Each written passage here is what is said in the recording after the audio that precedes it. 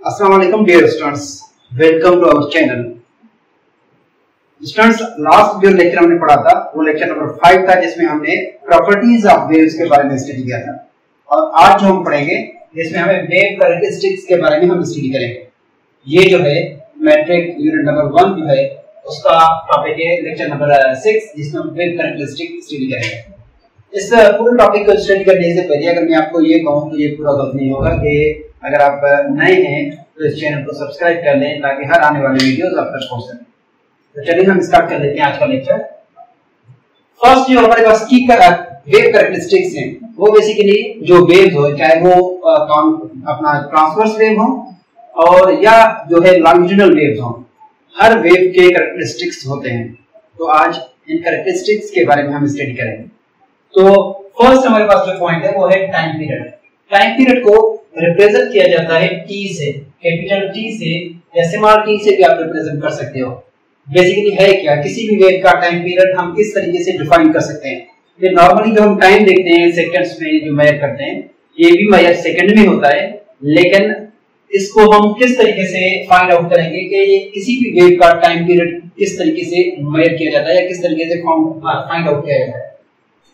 पहले डेफिनेशन हम देख लेते हैं, उसके बाद इसको हम समझते हैं।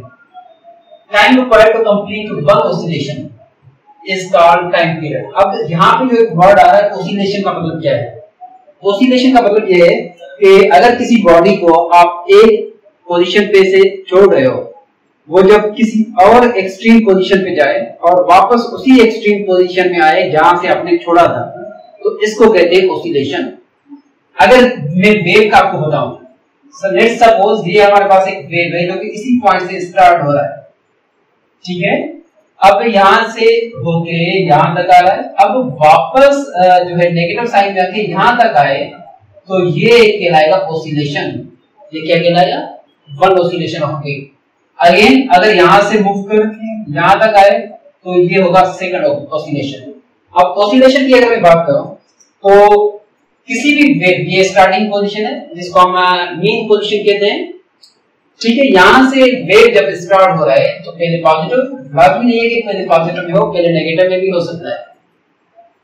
तो ये वेव जब यहां से स्टार्ट हो रहा है, यहां से देखिए पूरा एक साइकिल जब कंप्लीट करता है, जिसको कहते हैं वन साइकिल, एक साइकिल कंप्लीट करता है। तो साइकिल को बेसिकली जो साइकिल वर्ड है इसको ऑसिलेशन से भी रिप्रेजेंट किया जाता है, ऑसिलेशन, ठीक है। तो इसमें जितना भी टाइम लगता है किसी वेव को तो वो time period of a wave कहलाता है या नॉर्मली टाइम पीरियड कहलाता है किसी भी वेव। इसके अलावा वेव का जो ऐसा यूनिट है वो है जो अपना टाइम पीरियड का जो ऐसा यूनिट है वो है सेकंड, जिसको हम सेकंड से मेजर करते हैं। सेकंड हमारे पास जो पॉइंट है वो है फ्रीक्वेंसी। फ्रीक्वेंसी जो कि एफ है जिसको स्मॉल एफ से रिप्रेजेंट किया जाता है। फ्रीक्वेंसी क्या होता है? Number of oscillation completed in 1 second is called frequency. एक सेकंड में कितने ऑसिलेशंस कंप्लीट होते हैं? जैसे कि हमें पता है कि हमने पढ़ के आए हम कि ये जो है वो एक वन ऑसिलेशन कहलाएगा। अब हम टाइम स्टार्ट करेंगे और टाइम फॉर 1 सेकंड तक स्टार्ट करेंगे टाइम को, तो हम देखेंगे 1 सेकंड तक जो कितने ऑसिलेशन इस वेव के कंप्लीट होते हैं, तो वो जो है वो कहलाएगा फ्रीक्वेंसी। जैसे कि सपोज करें 1 सेकंड में हमारे पास इस तरीके से 60 ऑसिलेशंस कंप्लीट होते हैं, तो हम कहेंगे कि हमारे पास जो फ्रीक्वेंसी है वो 60 हर्ट्ज है, ठीक है। 1 सेकंड में टाइम जब 1 सेकंड हो और ऑसिलेशन जो है वो 60 हो तो ये जो है 60 हर्ट्ज कहलाएगा। इसी तरीके से अगर 1 सेकंड में हमारे पास जो ऑसिलेशन है वो अगर 50 हो रहे हैं, 50 ऑसिलेशन मतलब अप एंड डाउन 50 टाइम करे 1 सेकंड में, तो यहाँ पे जो फ्रीक्वेंसी होगा वो कहलाएगा 50 हर्ट्ज। अब हर्ट्ज क्या है? नेक्स्ट पॉइंट देखें, the SI unit of frequency system international. SI का मतलब है सिस्टम इंटरनेशनल में फ्रीक्वेंसी का जो यूनिट है वो है हर्ट्ज, HERTZ, जिसको HZ से मेजर किया जाता है। और नॉर्मली मैथड इसको जो है इक्वेशन के फॉर्मेट में इस तरीके से रिप्रेजेंट किया जाता है। Frequency is equal to 1 upon time, TZ for time. F जो है वो फ्रीक्वेंसी को रिप्रेजेंट कर रहा है और T जो है वो टाइम को रिप्रेजेंट कर रहा है, टाइम को, ठीक है। अब इस फार्मूला को देख के हम ये भी कह सकते हैं कि frequency it is inverse of time period. Frequency is inverse of time period. आप इसको इस तरीके से भी कर सकते हो, अगर जो है वो t को हम इस तरफ लेके आए f के जगह पे और f को t की जगह पे लेके जाएं तो हमारे पास कुछ इस तरीके से इक्वेशन बनेगा t = 1/f। तो टाइम पीरियड को भी हम डिफाइन कर सकते हैं इस तरीके से, टाइम पीरियड को भी हम डिफाइन कर सकते हैं कि it is inverse of a frequency. It means अब ये जो इक्वेशन आपको देख रहे हैं आप स्क्रीन में, तो ये इक्वेशन बता रहा है टाइम पीरियड और फ्रीक्वेंसी आपस में इनवर्स रिलेशन है, इनके दरमियान जो रिलेशन है वो इनवर्स रिलेशन है। और इनवर्स रिलेशन का मतलब ये है कि अगर एक चीज इंक्रीज हो रहा है तो दूसरी चीज जो है वो डिक्रीज हो, अगर दूसरी चीज इंक्रीज हो रहा है तो फर्स्ट चीज जो वो डिक्रीज हो। जैसे कि टाइम पीरियड इंक्रीज हो तो फ्रीक्वेंसी डिक्रीज होगा, अगर टाइम पीरियड डिक्रीज होगा तो फ्रीक्वेंसी इंक्रीज होगा। इनका जो रिलेशन है वो ऑपोजिट रिलेशन है, इनवर्स रिलेशन है। ठीक है, ये क्लियर है, सिंपल है बहुत। अब नेक्स्ट हमारे पास देखिए पॉइंट नंबर 3 जो पॉइंट है वो है वेवलेंथ लैम्डा, जिसको ग्रीक वर्ड लैम्डा से रिप्रेजेंट किया जाता है। और लैम्डा की अगर मैं स्पेलिंग लिखूं तो इसको आप इस तरीके से मेजर कर सकते हो, LEMDA। वेवलेंथ क्या होता है? The distance between two successive crest और ट्रफ इज कॉल्ड वेवलेंथ।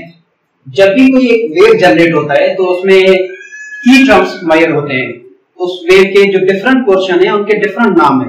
जैसे कि यहाँ पे हमारे पास एक वेव है, इसको ये ऑलरेडी हमने बनाया है। यहाँ पे इसमें देखिए ये जो ऊपर वाला पॉइंट जो है वो पॉजिटिव साइड में जो है एम्पलीट्यूड है वो क्रेस्ट कहलाएगा और ये भी क्रेस्ट कहलाएगा। इस डेफिनेशन के मुताबिक दो क्रेस्ट के दरमियान two successive crest, that means के दो नियरेस्ट क्रेस्ट जो है उनके दरमियान जो डिस्टेंस है उसको हम वेवलेंथ से रिप्रेजेंट करते हैं, जो कि लैम्डा मेजर करता है, जो कि लैम्डा से रिप्रेजेंट होता है, वो बेसिकली वेवलेंथ है। या तो दो क्रेस्ट या तो दो ट्रफ, ये भी लैम्डा से रिप्रेजेंट होता है। ये भी हमारे पास ट्रफ है और मीनवाइल ये भी हमारे पास जो है वो ट्रफ है। Next point, the SI unit system international में जो वेवलेंथ है उसका यूनिट है मीटर, यानी कि ये जो डिस्टेंस है इसको मीटर से मेजर करते हैं। 5 मीटर तो बहुत ज्यादा है, लेकिन वेव में नॉर्मली नैनोमीटर्स में मेजर किया जाता है वेवलेंथ। इसके बाद नेक्स्ट जो हमारे पास है वो है वेव स्पीड, जिसको v से रिप्रेजेंट किया जाता है। जैसे कि नॉर्मल हमारे पास स्पीड है, देखिए स्पीड को हम इस तरीके से मेजर करते हैं, जब भी कोई बॉडी कुछ ना कुछ डिस्टेंस कवर करे विद रिस्पेक्ट टू टाइम, किसी न किसी पर्टिकुलर टाइम में, तो उसको हम स्पीड कहते हैं। तो वेव स्पीड भी इसी तरीके से डिफाइन होता है, the distance covered by a wave with respect to time. जो वेव डिस्टेंस कवर कर रहा है with respect to time is called wave speed, इनको हम वेव स्पीड कहते हैं। ठीक है, जैसे कि ये वेव है, आपने देखा होगा जब भी पानी में अगर आप स्टोन ड्रॉप करेंगे तो वेव जनरेट हो रहे हैं, वो कंटीन्यूअसली मूवमेंट में होते हैं। या एयर में, या कोई अगर रूम है आपके पास, एक साइड पे आप कनेक्ट करें और दूसरे साइड पे इसको शेक करें अप एंड डाउन, तो जो वेव जनरेट होता है वो रेस्ट में नहीं होता है, वो बल्कि मूवमेंट करता है। अब जो ये मूवमेंट करता है बेसिकली वो उसकी स्पीड कहलाएगा, कितनी तेजी से वो मूवमेंट कर रहा है। ठीक है, वेव स्पीड को किस तरीके से मेजर करते हैं, इसलिए हम यूज करते हैं स्पीड का फार्मूला, जो कि एक नॉर्मल फार्मूला है और मोस्ट पॉपुलर फार्मूला है या इक्वेशन है, v = s/t। v बेसिकली जो है वो स्पीड को रिप्रेजेंट करता है और s जो है वो डिस्टेंस को रिप्रेजेंट करता है और इसी तरीके से t टाइम को रिप्रेजेंट करता है। अब अगेन देखें, जब भी हम वेव की बात करें तो यहाँ पे जो डिस्टेंस है वो वेवलेंथ काउंट होगा, डिस्टेंस को, देयरफॉर डिस्टेंस जो है वो काउंट होगा लैम्डा से, क्योंकि अब हम वेव्स के बारे में बात कर रहे हैं, नॉर्मल ऑब्जेक्ट्स के बारे में बात नहीं कर रहे हैं। तो एस को हम डायरेक्ट लैम्डा से रिप्रेजेंट करेंगे। लैम्डा क्या होता है, जो कि ऑलरेडी हम पढ़ के आए हैं, lambda is the wavelength of a wave, जो कि दो क्रेस्ट के दरमियान डिस्टेंस हो या दो ट्रफ के दरमियान डिस्टेंस हो, उसको लैम्डा कहा जाता है, वेवलेंथ कहा जाता है। तो अगेन एस को हमने रिप्लेस किया है लैम्डा से, तो ये इक्वेशन ऊपर वाला जो इक्वेशन है वो हो गया v = λ/t। अगेन अगर लैम्डा को हम अलग करें तो ये होगा v is equal to lambda अलग हो गया और उसकी जगह पे 1 आ गया upon t as it is है। 1 अपॉन t जो कि ऑलरेडी हम पढ़ के आए हैं, 1 अपॉन t किसके बराबर है? फ्रीक्वेंसी के बराबर है। 1 अपॉन t ये बेसिकली फ्रीक्वेंसी के बराबर है। आप t चाहे कैपिटल लिखें चाहे स्मॉल लिखें कोई इशू नहीं है। तो ये होगा v is equal to lambda into a। इसको आप ऐसे लिख सकते हैं v is equal to f lambda. यहाँ पे v बेसिकली वेव स्पीड है और इसी तरीके से f जो है वो फ्रीक्वेंसी को रिप्रेजेंट कर रहा है। ऑलरेडी हम फ्रीक्वेंसी पढ़ के आए हैं क्या होता है फ्रीक्वेंसी, और ये जो है ये वेवलेंथ को रिप्रेजेंट करता है। ये इक्वेशन मोस्ट इंपॉर्टेंट इक्वेशन है इस चैप्टर में। इसके जरिए हम मल्टीपल प्रॉब्लम्स जो होते हैं वो सॉल्व करेंगे इस इक्वेशन के through. Again this is the equation finding wave speed, और इसका जो ऐसा यूनिट है वेव स्पीड का वो है मीटर पर सेकंड। इसका सिंपल ऐसा यूनिट कैसे फाइंड करेंगे? आप यहां से भी फाइंड कर सकते हो या यहां से भी फाइंड कर सकते हो। देखें v लैम्डा है, लैम्डा का जो यूनिट है वो है मीटर और टाइम का यूनिट सेकंड है, मीटर पर सेकंड हो जाएगा ये। अगेन नंबर 5 जो है last one is the wave front. Wave front होता क्या है? वेव फ्रंट बेसिकली एक इमेजिनरी लाइन, जाली लाइन होता है जिसको हम कंसीडर करते हैं एक इमेजिनरी लाइन या एक सरफेस कंसीडर किया जाता है इसको। A surface over which the phase of a wave is constant is called wave front. Phase basically क्या होता है? वेव का जो इनिशियल पोजीशन है जहां से वेव स्टार्ट होता है तो वो फेज काउंट होता है। जैसे कि अगर हमारे पास मल्टीपल वेव्स हैं ऐसे ट्रेवल कर रहे हैं, ठीक है, अब ये मैं इमेजिनरी पॉइंट काउंट कर रहा हूं तो यहाँ पे ये जो है वो वेव फ्रंट काउंट होंगे। क्या काउंट होंगे? वेव फ्रंट काउंट होंगे। अब मैं समराइज करता हूं पूरे लेक्चर को। टाइम पीरियड क्या है? Time required to complete one oscillation. जैसे कि इसी वेव में अगर हम बात करें तो एक ऑसिलेशन में कितना टाइम लग रहा है, that is the time period. Frequency, एक सेकंड में कितने वाइब्रेशंस कंप्लीट होते हैं। वाइब्रेशन, अच्छा ये याद रखें साइकिल ऑसिलेशन के अलावा इसको वाइब्रेशन भी कहा जाता है। इन सबकी जो मीनिंग है वो सेम ही है। तो एक सेकंड में कितने वाइब्रेशंस या ऑसिलेशंस कंप्लीट होते हैं वो बेसिकली फ्रीक्वेंसी कहलाता है। लैम्डा यानी कि वेवलेंथ। वेवलेंथ क्या होता है कि दो क्रिस्ट या ट्रफ के दरमियान जो डिस्टेंस होता है उसको हम वेवलेंथ करते हैं या कहते हैं, वो बेसिकली उसको मेजर किया जाता है मीटर से। वेव स्पीड क्या होता है? वेव स्पीड बताता है कि आपकी जो वेव है वो कितने स्पीड से जा रहा है या कितना डिस्टेंस कवर कर रहा है पर यूनिट टाइम, तो वो वेव स्पीड कहलाएगा, जिसका ऑलरेडी हमने कैलकुलेशन किया हुआ है। Last one is the wave front.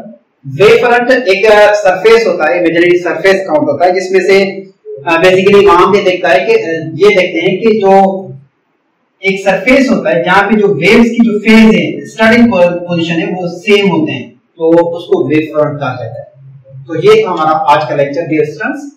अगर इस लेक्चर में कोई आपको कोई भी प्रॉब्लम हो तो आप नीचे कमेंट बॉक्स में कमेंट करें इस लेक्चर के, और मैं उसका रिप्लाई दूंगा आपको। Thank you very much.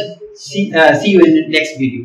अगर आप नए हैं तो इस चैनल को अगेन जो है वो सब्सक्राइब कर लें ताकि हर आने वाले वीडियोस आप तक पहुंचे।